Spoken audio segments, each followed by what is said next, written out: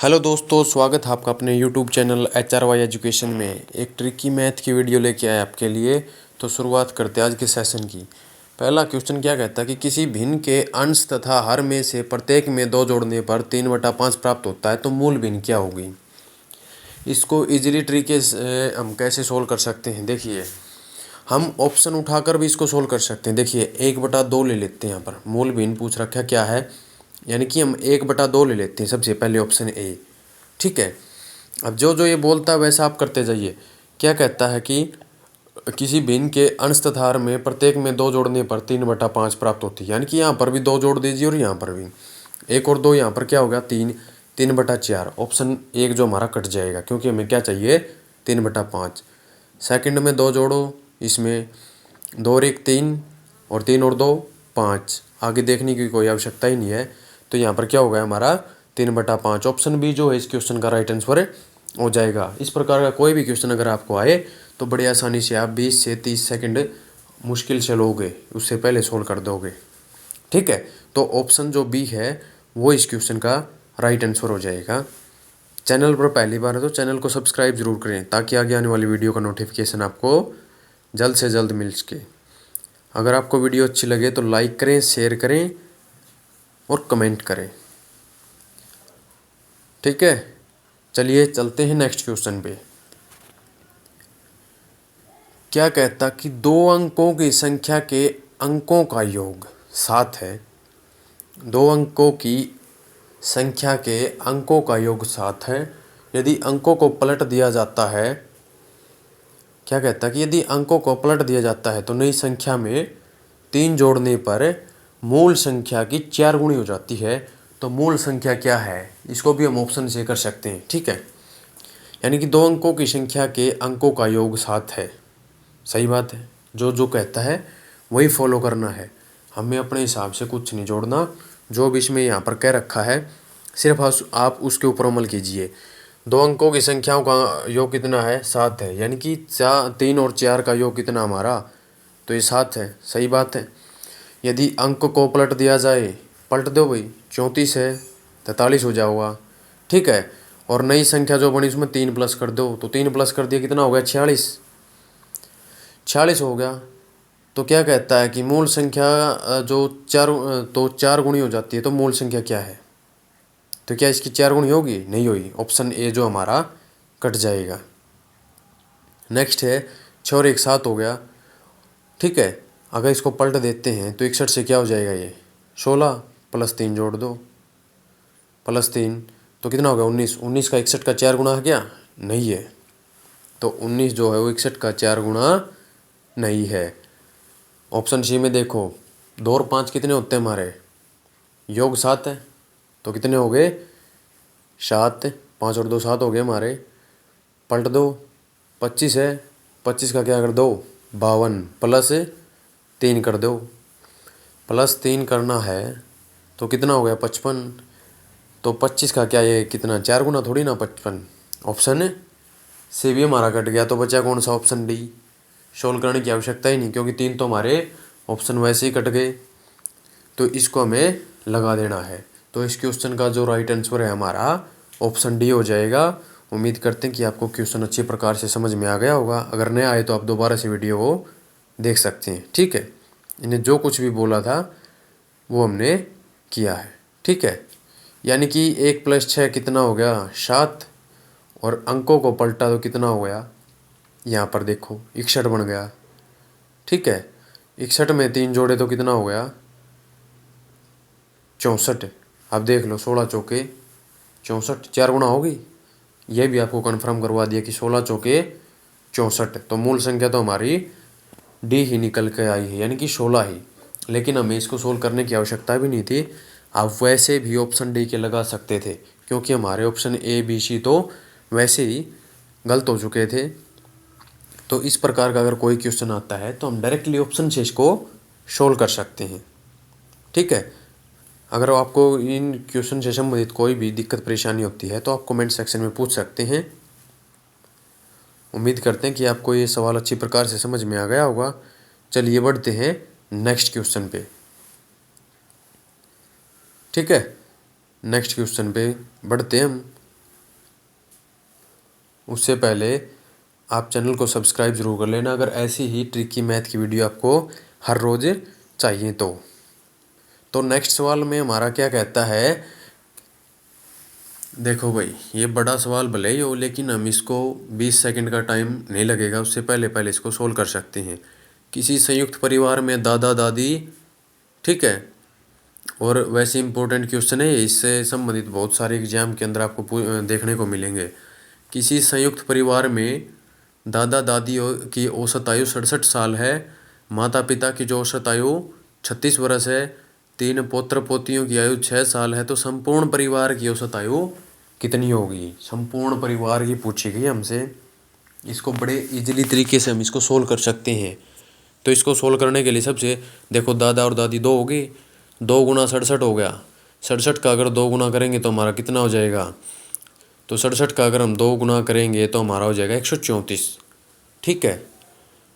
माता पिता की औसत आयु, माता और पिता ये भी 2 हो गई, 2 गुना 36, यहाँ पर क्या हो जाएगा हमारा? 72 हो जाएगा, ठीक है। 3 पौत्र और पौत्रियों की आयु 6 वर्ष है। देखिए स्टार्टिंग से अगर देखें, दादा दादी की तो हमारी कितनी थी? 134, और माता पिता की थी हमारी 72, ठीक है। 3 पौत्र और पौत्रियों की औसत जो आयु है वो कितने साल है? वो 6 साल है। 3 पौत्र और पौत्रियों की आयु, तो 3 गुणा में 6 कितना हो जाएगा हमारा? 18। अब इन सभी को हमने प्लस कर लेना है। देखिए 2 दादा दादी थे, 2 माता पिता थे और 3 पौत्र पोत्री, तो 4 और 3 हमारा 7 हो गया, ठीक है। यहाँ पर तो हमारा 7 हो गया। यहाँ पर देखिए 8 और 4 12 और 2 14 का चौका, असल हमारी 1 हो गई हासिल, ठीक है। अब 7 और 3 10 और 11 1 12, और यहाँ पर यानी कि 224 आ गया हमारा। अब 224 आने के बाद हमें इससे क्या कर देना? 7 से इसको काट देना, यानी कि 7 दिया 21, तो बचा कितना? 1, 7 दूनी 14, 32। 32 आपको किस ऑप्शन में दिखाई दे रहा है? तो 32 हमारा ऑप्शन बी में दिखाई दे रहा है। तो इस क्वेश्चन का जो हमारा राइट आंसर है वो ऑप्शन बी हो जाएगा, ठीक है। देखने को बहुत बड़ा सवाल लग रहा था ये, लेकिन देखिए हमने 15 से 20 सेकंड में इसको सोल्व कर दिया है, क्योंकि एग्जाम के अंदर हमको टाइम कम दिया जाता है, इसलिए ऐसे क्वेश्चन को हमें ऐसे सोल्व कर सकते हैं। देखिए नेक्स्ट क्वेश्चन।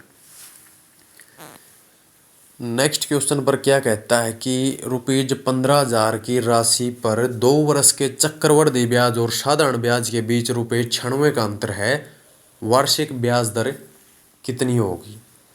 ऑप्शन आपके सामने दे रखे हैं, 6%, 7%, 8% और 9%।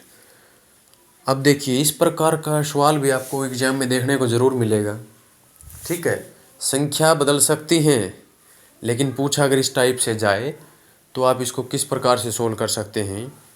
तो देखिए इसको सोल्व करने का आसान सा तरीका, इसका एक सूत्र होता है, अगर आपको याद हो जाए तो इसका सूत्र क्या होता है? डिफरेंस इक्वल में PR² और 100 जो मतलब बटे 100 का स्क्वायर होता है, ठीक है। ये इसका क्या होता है? फॉर्मूला होता है डिफरेंस। तो अब देखो 96 यहाँ पर है, इक्वल में आ गया, P मतलब प्रिंसिपल हमारा क्या है? 15,000 रुपये। क्या है? 15,000 रुपये।